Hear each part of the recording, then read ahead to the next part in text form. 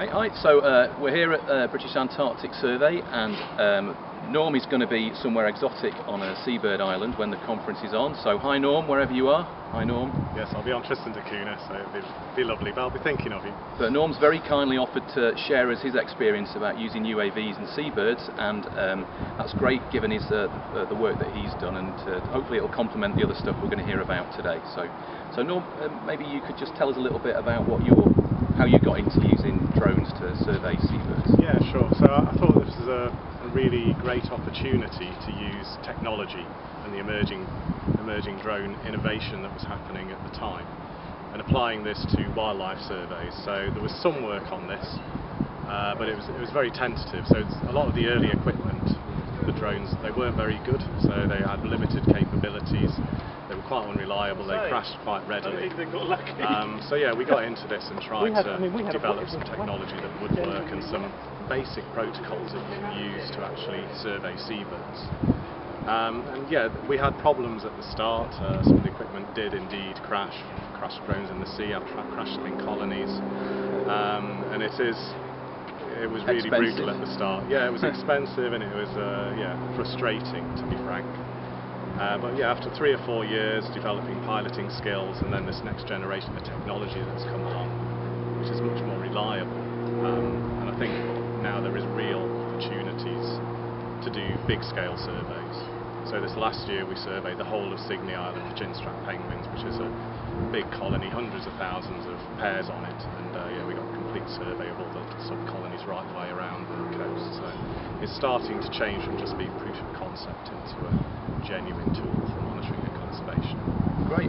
Okay, so we'll go up to your office and we'll look into the preparations that you need to do before you make a flight. Absolutely. Then we're going to go out and count some seabirds in rural Cambridgeshire. That's right, yeah. And then after we've done that flight, we'll look at how to handle the image processing as well, which is one of the tricky bits with the big volumes of data that get collected. Absolutely. Yeah. Okay. Great.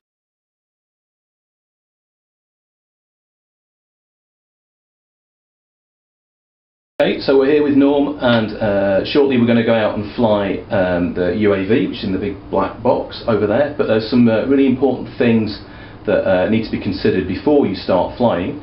Where would you start, Norm, when you first kind of are thinking about the steps of being able to go out and do some survey work with a UAV? There's some important stuff that needs to happen first. The two most important things are to fly legally and to fly safely. So if you're not doing those, you are at risk of injuring people and being responsible. So you could end up in court or with a jail sentence if you're not careful. So it's really important to be on top of all this. The legal aspects are outlined in the Air Navigation Order, and there's Articles 94. This is quite dull, I'm afraid, but it's really important. And the main rules are you can't drop anything from your aircraft. So that would get you in trouble if anything was to drop from it. The person in charge of the aircraft can only fly it if reasonably satisfied that the flight can be made safely. So this is all about your judgment, but also showing that you have made those judgments. So it's often good to have a paper trail before you fly, that you can show that you've evaluated the safety of the flight. And you have to maintain direct unaided visual contact with the aircraft to monitor its flight path in relation to anything else, other people, aircraft, whatever, for the purpose of avoiding collisions. So unaided means without binoculars, so you have to be able to see it with the unaided naked eye. And there's some more specific guidance that comes in the next Air Navigation Order section. This is the more complicated one that needs due consideration. If you're in charge of an aircraft which has a mass of more than 7 kilos, excluding its fuel, and for UAVs that includes the battery if you're flying one of these, so you can't say the battery is the fuel, it's the electrons that are the fuel, so they weigh nothing, so you can't just subtract the battery weight from that, that needs to be included. So yeah, and any articles or equipment installed to it, so if it's over 7 kilos, you can't fly it in classed airspace, so near an aerodrome or an airport, unless you get permission from the air traffic control officer. So that's one thing, and you can't fly at a height over 400 feet. again, unless you have permission to use that airspace. So most manned aircraft have to fly above 400 feet. So these are essentially trying to isolate manned aircraft from UAVs. And the other thing is, you have to be using these things recreationally and not for commercial operation. Then you can just fly them, but if you're using them for commercial operation, then you do need permission from the CAA. And this is quite a lot of work, so you need to have an operations manual for the organisation, and you need to be a certified pilot yourself. So you have to go along and get the RPQS qualification, which involves doing a ground school for 2 days and passing an exam, and then doing your flight assessment. And you probably need at least 20 hours flight assessment to do that.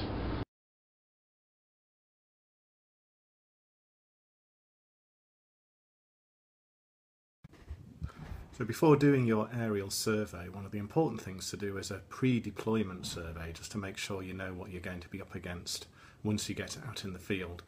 There's a few websites that can help with this. Have a look at this. So yeah, it's important to reconnoitre where you're going to be going. So Bing Maps is very helpful in this respect. So we're going to be going to Grange Farm in Natpool. This belongs to RSPB and they kindly let us fly there. We see we've got a 1 to 25,000 ordnance survey map here, where we can see various details that are relevant to us. There is a power line running through the farm, which may create a hazard. There are roads and footpaths, which may mean we encounter things like pedestrians, dogs, vehicles. If we zoom out a little bit, we can see that there are various settlements. There's Bar Hill, Ellsworth, Papworth, Everard. So these are all in flying distance. So if we get a runaway UAV, it could easily access these areas, and Camborne to the south. There's a nature reserve here, so we need to be cautious of any disturbance to that, particularly if there's any Schedule 1 species there. We could be infringing the law. We can also have a look at the satellite aerial view.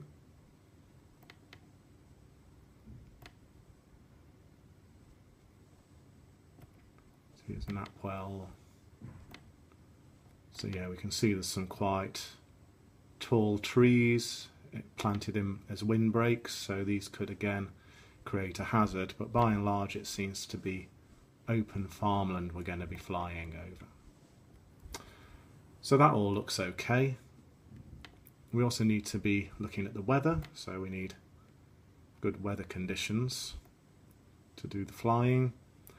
So today it's looking fine with some cloud, so that's okay. Have a look in more detail, particularly we're interested in wind speeds. So the winds are fairly light, so yeah, the drone needs to be flying in winds of less than 10 meters per second. These are in kilometers per hour, so this is very tolerable all day. So this is looking good for the survey so far. The other thing that you may be less familiar with is checking out on Sky Demon about various things to do with manned aviation. This is. So if we move up to Cambridge area, we can see these pink areas are basically air traffic control areas, so we shouldn't really be flying within those at all.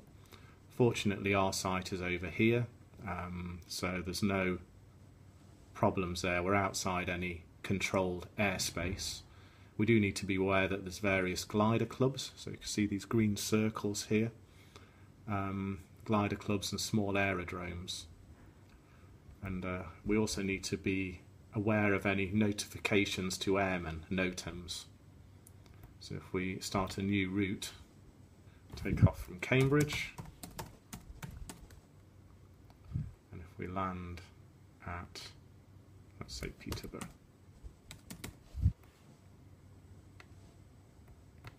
and create the route,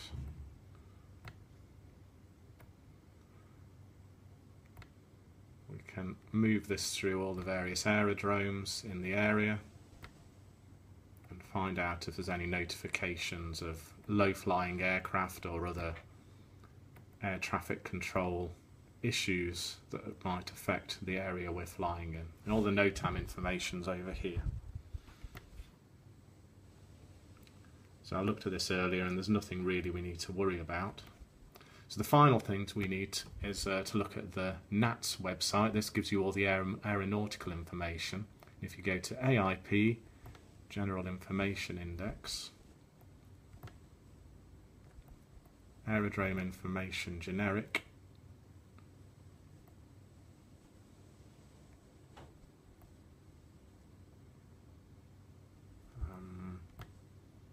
we can find the phone numbers that we need for the air traffic control areas, so particularly Cambridge, so we need to get that. So yeah, we also need to find the phone numbers for the air traffic control in the area, so you can get this from the NATS website. You go to Aerodrome Index Specific and you have a list of all the different airports in the UK. We're interested in Cambridge, textual data. You can see all of the ATC contact information is here.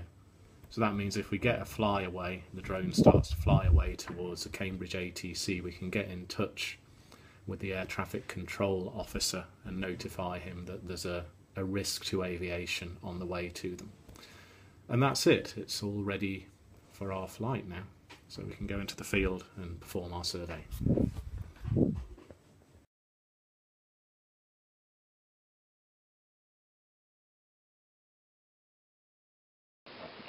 Okay, so here we are at RSPB Grange Farm. They've kindly given us permission to fly here. And yeah, we're just going to fly in this set-aside field over here, so there's no crop to damage, it's fairly open, so if the drone does go down we'll be able to find it again. So it seems like a suitable place to do our trial. The weather's great, nice and sunny, no sign of clouds or rain, light breeze, which is perfectly acceptable for the vehicle we're flying. Looking around, the pylons are a long way away, so there's no risk there from collision or electromagnetic interference, which could affect our aircraft. But one thing we do need to think about is probably turning off our mobile phones, because they can interfere with the signal. So switch those off. And we're going to count some seabirds. I'm going to count some seabirds, yeah. I've got mine. Cambridge is famous for them. Dear daughter's penguin toy collection. This is a emperor chick, so we'll distribute these around the field a bit, and then we'll do a survey of the whole field, we'll stitch it together, and then we can do a count of the penguins when we get back to the office. Great. Yep, okay, so this is the airframe. Got 4 motors. These are all controlled. Batteries will slot in here. And then you've got various speed controllers, gyros, accelerometers, GPS, which basically control the speed of the different motors and how it flies in terms of pitch, roll and yaw. So and that's controlled through a handset, which I'll show you now.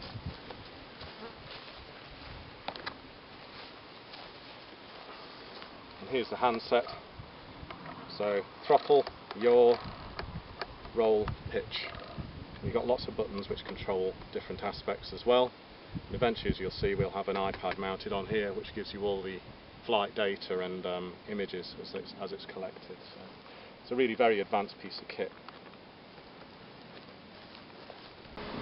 Okay, so ready for takeoff now. One last check. Voice warning, take off. Step back a bit.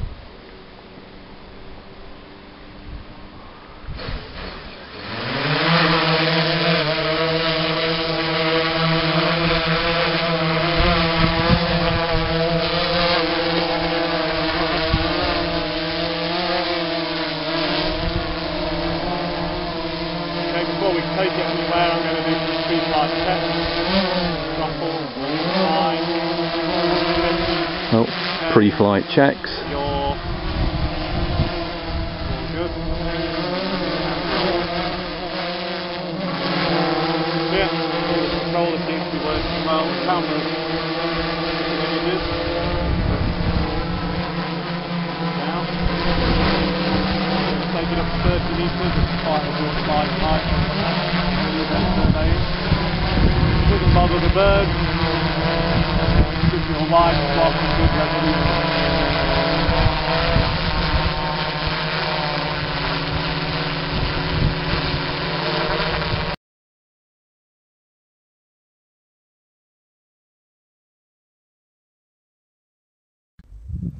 So we're back in the office now, and it's time to process the images from our survey.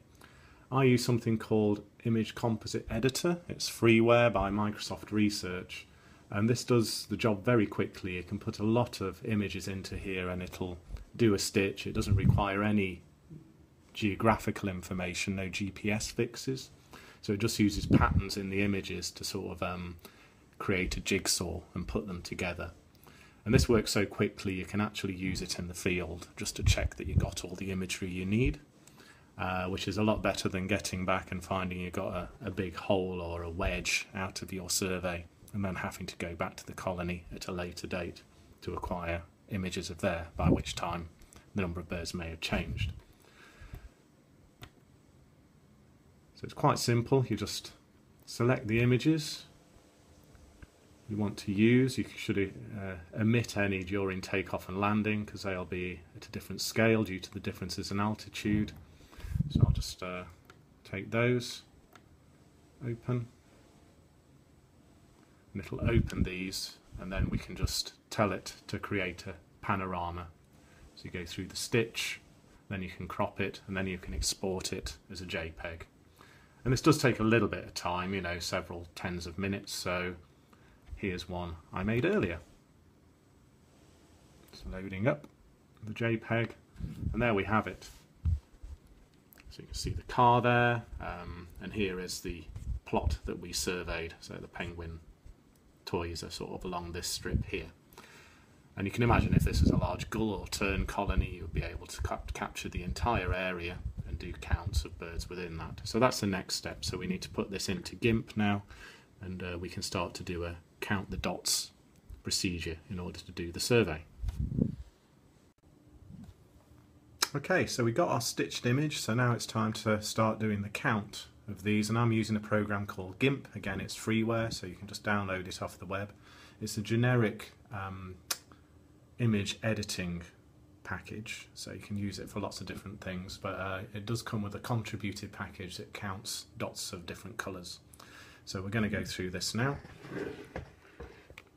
So here we can see the image zoomed in, and there's different penguins. So the first thing to do is create a new layer. We don't want to put any marks on the original image. So create a new layer, select that, and then we can put dots.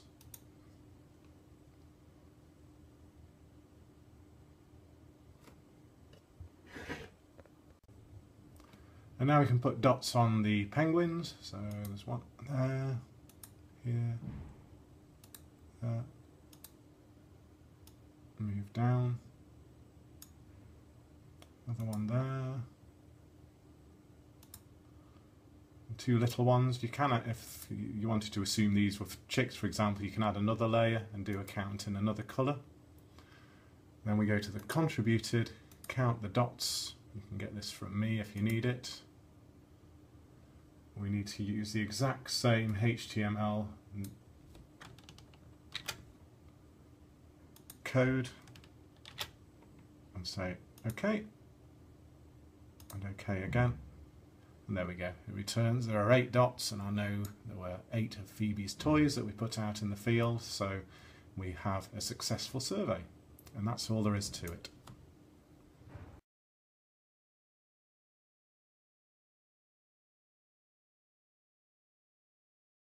Well, thanks Noel for showing us through all that. It was really interesting to see the whole process go through. I just thought it'd be useful for the guys who are watching the video at some point, and you can't be along, if we could ask you a couple of questions and be a sort of virtual audience. So if you were starting off doing this for the first time and you wanted to have a go at doing some UAV survey work, what would you recommend people start out with? What's the first thing to try and do?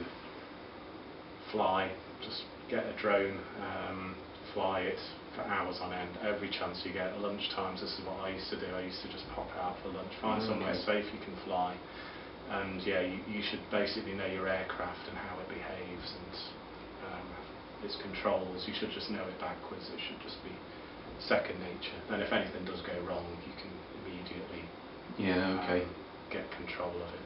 So lots of practice. If you're flying commercially, obviously you need to go through the course as well, but before you can even start doing that, you probably need to rack up at least 20 hours flying practice to stand any chance of passing your flight school. And also, just make sure you're aware of the legal obligations, so you are flying safely and legally. Because if something does go wrong, it could be quite costly. And it's clear that a lot of planning needs to go into these things as well, but you can't just open the box and go out and do it. Is it? I'm trying to think about the balance of the planning and the flying and the image processing. Is it? I guess you just need to deal with each one in turn, don't you? Really, and kind of work with all of them. You can't. You can work with specialists, maybe. You could work with other people. So it's sort of a chain of events, but I think the thing that people tend to skirt over is the planning and the basic knowledge of the legal framework. They just tend to want to get the drone out and fly it. You should really sort of think very carefully about the planning phase before you go out, because that will minimise the risks to your aircraft, yourself and anyone around you. So those are really important. And it's easy, you get a nice day, it's been horrible weather for ages, you get that weather break, you just want to get out, but just make sure that you do the necessary planning. I mean, in the courses they talk a lot about situational awareness and airmanship, and that is fairly fundamental. It's making good judgments all the time before you fly and during the period you're flying. So that's fundamental to being safe. Okay. And my last question is, what will you be doing in September? In September, I won't be using drones. I'll be working on northern rockhopper penguins, and they're nesting beneath tussock grass at 7 foot high. So, if you flew a drone over the colonies, all you would see is green. So I will be actually crawling around on hands and knees, which is quite the antithesis of doing aerial surveys. I'm looking at breeding success relative to a traditional egg harvest. So I'm trying to develop a sustainable egg harvest for the Tristan community. So it's a wonderful island. I'm looking forward to doing some work there. I won't be taking this with me. It's just no. Well, we'll be thinking of you. To be a big paperweight, basically. Great. Well, thanks very much for your time today, Norm. It's been really good. Appreciate the time you put into it. Thank you very much. Thanks for the opportunity. Cheers. Right.